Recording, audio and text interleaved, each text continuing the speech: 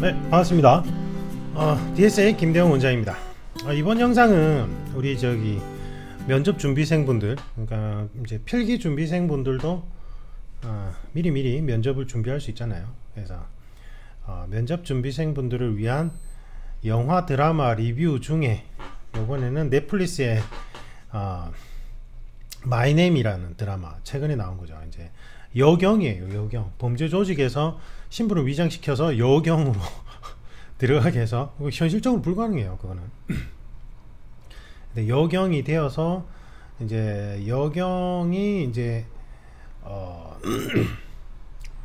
이제 마약 범죄 조직의 명령을 듣는 거죠. 들었다가 이제 마약 조직 범죄 조직 파토가 나는 뭐 이런 그런 드라마예요. 넷플릭스 드라마. 제가 이걸 한 이유가, 이제 제가 이제 코칭, 저한테 면접 코칭 받는 분들 상당수가 다 공안직이거든요. 뭐 대통령 경호실 국정원, 그 다음에 검찰직, 그 다음에 경찰직, 철도 경찰직, 뭐 다양해요. 그 다음에 이제 실제 군인분들. 그런데 이제 이 드라마가 이제 좀 함축하고 있는 바가 여러 가지가 있는데, 이 드라마의 액션씬에 대한 분석은 저는 이거 보다가 말았어요. 이게 한 2화까지 보다가 너무, 그러니까 일단은 액션씬이, 스토리 라인과 액션씬이 너무 개연성이 떨어져서 너무 못 보겠더라고. 지루해가지고 못 보고, 이제 제가 운영하고 있는 유튜브에 루터쌤 아카데미 채널이라고 있어요.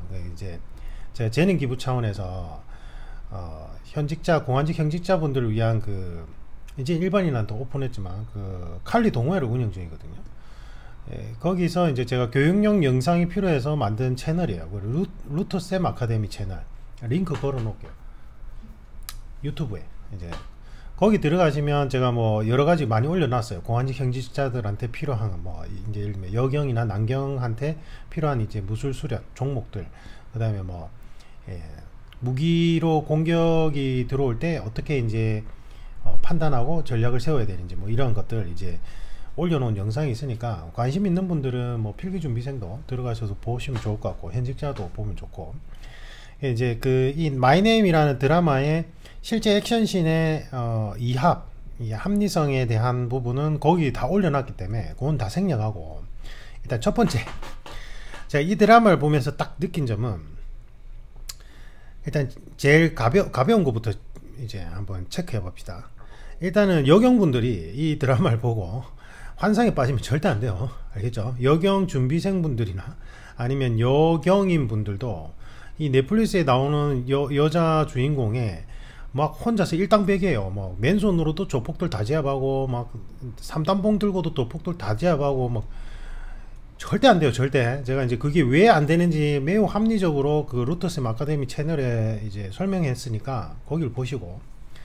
그래서 그런 뭐 환상을 가질 분도, 근데 이게 좀 걱정되는 게, 제가 한 번씩 보면 여경 분들 중에 제가 이제 코칭 하다가 이제 나중에 현직자 되고 나면 뭐 주짓수나 유도나 뭐 이런 무술 수련을 좀 꾸준히 해봐라. 이제 해당 기술이 뭐 업무에 직접적인 도움은 되든지 안 되든지 간에 그것과 상관없이, 이 무술 수련을 한다는 건 위기 상황에서 내가 침착성을 가지고 상황을 판단할 수 있는 냉정함을 기를 수 있다. 스파링 위주의 무술을 수련하면 그런 이점이 있으니까 그걸 꼭 해보라고 얘기하거든요. 그럼 이제 극히 이제 잘 모르니까 일부 분들은 공안직, 그러니까 경찰을 지원하셨음에도 불구하고, 선생님 그거 중앙경찰학교 가서 다 훈련 받잖아요, 이런 경찰만 예를 들자면, 뭐 다른 직렬도 마찬가지겠지만, 중앙경찰학교에서 4개월짜리 가서 뭐 체포술이나 삼단봉이나 4개월짜리 교육받아봐야 아무 소용없어요. 상식적으로 생각해보세요. 여러분들이 뭐 검도나 아니면 뭐 주짓수나 유도나 복싱 체육관에 가서요, 4개월 배웠어요. 그것만 주구장창 4개월을 배워도 어느 정도 실력일 것 같아요? 그냥 기초 중에 기초예요. 센 기초예요, 센 기초. 근데 여러분들이 중앙경찰학교 가서 삼단봉이나 체포수를 배웠다고요? 그거는 체험학습한 거예요. 체험학습. 그거를 진짜 필드 상황에서 진짜 나에게 공격성을 가진 뭐 무기를 든 범인이나 범죄자를 제압하는데 그게 진짜 써먹으려면 엄청나게 노력과 시간을 많이 요구해요. 근데 중앙경찰학교 가서 4개월짜리 체험학습 한다고 그게 될 것 같아요? 택도 없어요. 지금 현재 경찰의 문제점이 그거거든요. 현직자 대상으로 교육 프로그램이 제대로 안 갖춰져 있어요. 그럼 그 중앙경찰학교 가서 4개월짜리 체험학습 한 다음에 와가지고는 현장에 투입되고는 현직자 대상으로 뭐 총기 관련 정기적인 총기 관련 훈련이나 아니면 체포 진압이나 3단봉 같은 무기술 훈련을 받냐고요? 안 받아요. 기껏 하는 거 해봐야 뭐 한 달에 한 번씩 뭐 무술 관장님들 앞에서 시범 보이는 거 가서 앞에 가서 관전하고 오죠. 그것도 잘 안 가려고 하죠. 업무 외로 배정해 버리니까. 경찰 특공대처럼 업무 시간 안에 훈련을 포함시켜야 되는데 경찰 업무는 그렇게 안 해놓잖아요. 경찰관들이 체력 더 나쁜 사람들 더 많아요. 가만히 보면 현직자들. 자기가 신경 써서 노력하시는 분도 있지만 아닌 사람도 있다. 그냥 안 좋아해가지고 배빨 떡 튀나와가지고. 그죠? 문제예요. 문제.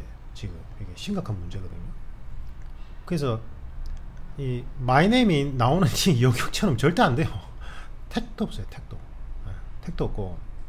그래서 이제 제가 이 뭐 무술 수련을 좀 조금씩이라도 해보라고 하는 게 그래서 그런 거고. 그다음 두 번째는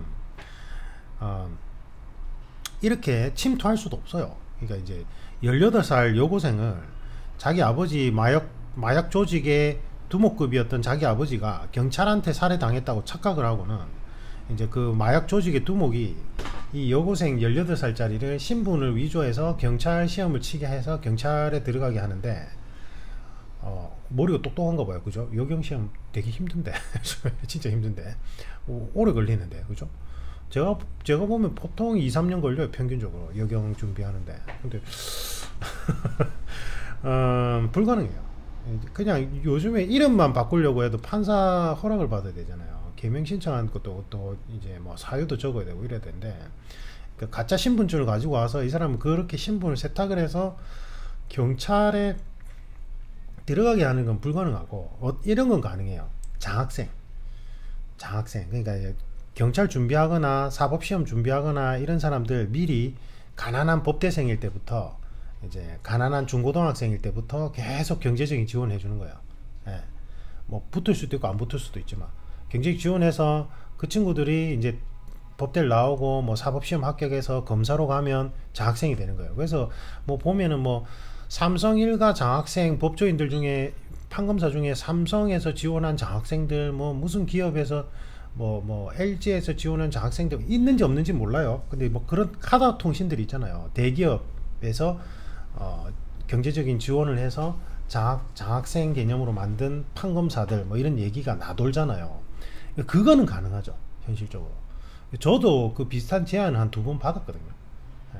당연히 안 했죠. 그렇게 되면 꼭두각시 되는 건 명확한 거니까. 그리고 그럴 실력도 안 됐고 받았는데 못 붙으면 어떡해. 말도 안 되죠. 그죠? 그래서 그런 장학생 개념은 만들 수가 있는데 이렇게 신분을 아예 딱 위조해서 투입시키는 건 불가능해요. 지금 현재 시스템상 불가능에 가깝고. 그 다음에 이제 저는 이제 이런 종류의 조폭이 추가되는 드라마, 물론 여기 이제 마약 수사대도 나오지만 이런 드라마들의 위험성이 매우 크다고 생각하는 게, 그러니까 조폭을 드라마나 영화에서 미화시키면 안 돼요. 조폭에 나오는 사람들이 막 진짜 막 화려한 액션과 이제 막 멋있는 사람으로 묘사하는 게 사회적인 파급력에서 위험해요. 그런 이미지 부분이. 지금 여기도 보면은 제가 뭐 2화까지 보고 8화로 바로 넘어가서 잘 모르겠는데 그 안에 3회에서 7화 안에 이 마약 조직이 우리 사회에 얼마나 폐해를 주는지, 우리 사회에 얼마나 위험한지를 나왔으면 제가 모르겠는데, 만약에 그게 이제 안 나왔다면 그게 문제가 되는 거예요. 그러니까 사실은 이 여주인공의 아버지가 마약 조직에 서 일을 한 거죠. 그죠? 두목으로. 이게 뭐 경찰에서 잠입시켰나? 제가 중간 부분을 안 봐서 모르겠는데.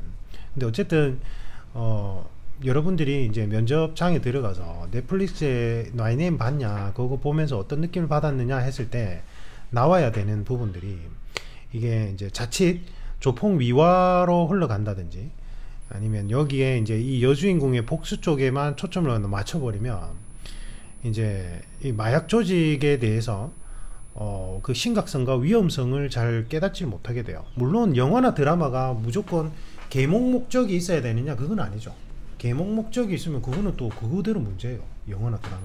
영화나 드라마는 그 어떠한 소재를 가지고든 자유롭게 만들어서 이 사람들의 문화활동 그 다음에 창의력을 증진시키는 데 도움이 되는 거니까. 근데 획일화되게 뭐 어떤 사회적 계몽 목적으로 만들면 안 되죠. 그거는 이제 예전에 뭐 히틀러나 군사 독재 정권 때 이제 문화를 자신의 정치적 목적을 위해서 악용하는 거하고 같은 개념이라서 그렇게 하면 안 되지만, 그래도 적어도 이러한 범죄 조직이나 범죄 집단에 대한 소재를 활용할 경우에는 중간중간에라도 이 범죄 조직이 우리 사회에 미치는 해악과 악영향에 대해서는 조금씩 묘사를 해줘야 된다는 거예요.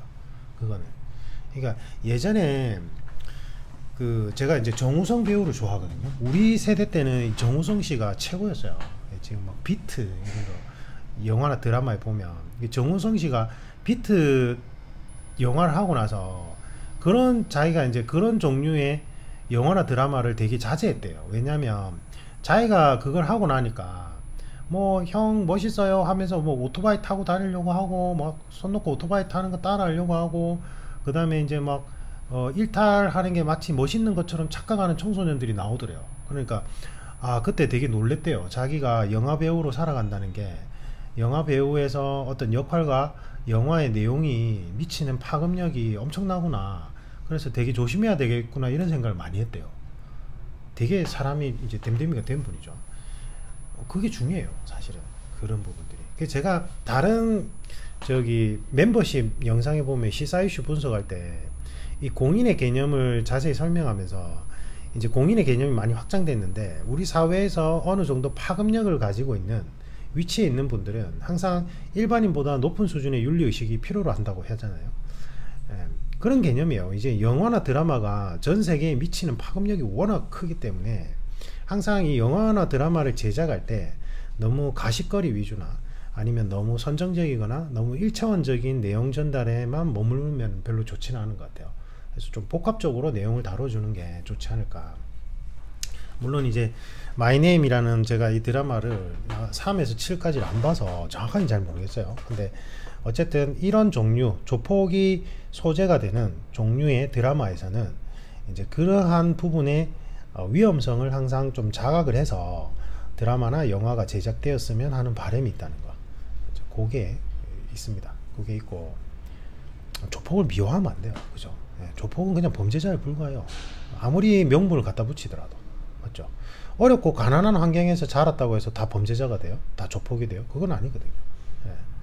자기 나름대로 이제 소신을 가지고 어렵고 힘든 환경에서 자랐지만 준법 정신을 가지고 평범한 일상 소시민으로 살아가는 분도 많아요. 물론 이제 여기 보면 이 여주인공이 맨 마지막 장면에서 자기가 이제 자기가 하려고 했던 복수가 얼마나 위험한지, 내가 그 복수를 하게 되면 내가 평범한 일상으로 돌아갈 수 없다는 걸 깨달았다면서 이제 그런 얘기를 하면서 또 복수를 하려고 해요. 보면 뭐 그런 부분에서는 또 이제 좋은 부분도 있긴 한데, 어쨌든 이제 시청자 입장에서, 그리고 여러분들이 이제 면접에서 무언가 이야기를 할 때 영화나 드라마에 대한 감상평을 단순하게 접근 안 했으면 좋겠어요. 제가 예전에 이제 그 밀코반을 운영할 때는 좀 코로나 때문에 안 하는데, 인터스텔라나 그 다음에 다크나이트 있죠, 배트맨, 이제 그런 영화들을 보고 와서 그 영화나 드라마에서 나오는 사회 그 세계관이라죠. 그 세계관의 문제점과 우리 현실 사회에서 그러한 세계관을 참고해서 배워야 될 교훈점에 대해서 이제 토론을 하거든요. 토론을 해요. 그래서 이제 뭐 다크나이트 같은 경우에는 인간의 본성은 무엇이냐, 인간은 극한적인 상황에서 어떤 선택을 하고 그것이 우리 제도로, 우리 사회 제도로 어떻게 제도화되어 있는가, 뭐 이런 것들 헌법과 연결해서 설명을 드리는데, 영화나 드라마를 면접에서 물어보는 이유는 그런 측면에서 물어보는 거예요. 진짜로. 다음에 그런 영화나 드라마 리뷰를 이제 한번 올려드리겠습니다. 마이네임은 뭐 그렇게까지는 필요는 없는데, 그냥 제가 좀 이제 인기가 워낙 많으니까 혹시나 질문이 들어올까봐 좀 그냥 간단한 내용들 위주로 설명드렸습니다. 이상입니다.